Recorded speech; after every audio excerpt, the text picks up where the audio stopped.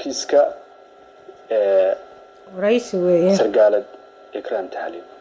waxaan doonayaa لا شيء inaan furo kiiskaas oo muhiim oo dadka Soomaaliyeed oo dhan ay فهد ياسين adiga fahadana aad u tahay روان هذا ورصة بحيوان maadaama aad soo xukuntay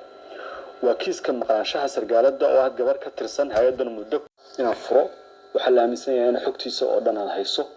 ma iga aqbalaysaa inaan ku weydiiyo adna iga jawaabto sida saxda ah ee aad macluumaadkiisa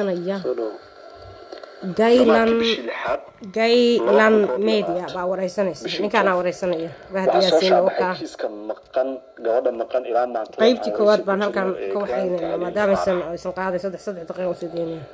ma garanaysaa adiga Fahad ahaan Ikraan waa qana ayadana qana qoyskeedana qana hooyada ma qana familkeedana qana mataqaanaa weydiisay waa qaadiga oo Fahad Yaasiin oo ahaa agaasimihii u sareeyay Nisa bal Ikraan nooqix inta ka taqaanid intii hay'adan aad timid wada shaqaynteeda Gaylan Media Mariyakan ka sameeyay waxay kan la xiriira laba mowduuc waaye mid waxa waa iyada ma taqaanaa waa aqaana oo familkeedana aqaana dad waliba family ahanahay hay'adda intaana aniga ku soo biirin xilligii taliya muddo aniga taliya kala noo dhaxeeyay Cabdullaahi Sanbaloshe oo Soomaalidu wada taqaano oo laba jeer hay'adda agaasimo ka noqday markiisii labaad buu hay'adda ku soo daray wuxuu ka dhigay protocolkiisa mar labaadna waxa la ii sheegay inuu xafiis cusub sameeyay oo la xuquuqul insaanka uu dhiibay waliba cusbaa markaas hay'adda ku cusbaa laakiin aniga intaan hay'adda madax ka noqday oo agaasimaha ka noqday agaasimo ku xigeenkan ka bilaabay dana agaasimaha noqday intaas Ikraan hay'addana kama shaqeynin oo may noqonin xubin ka shaqeysa xil umaana magacaabin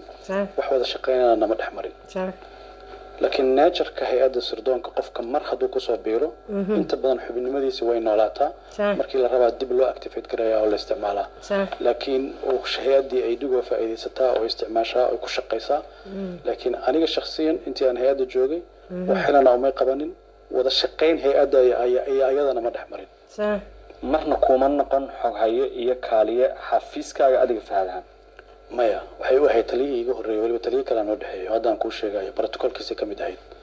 waliba saasa la igu sheegay in protocolkiisa kamid ahayd asagana hay'adda ku soo daray adigu intii aad hay'adda timid marna ma la kulantay waa la kulmay dhowr jeer waa aqaana hadayada aqaana familkeeda aqaana hooyada baan aqaana laakiin shaqo ahaan hay'addu ma kulmin inay qaybta amniga ee hay'adda Nisa ay haysatay qaybta internetka ee amniga cyber security inay haysatay oo xilliga hay'adda joogtay ay process ka shaqeynayso xafiiskaasi sax ma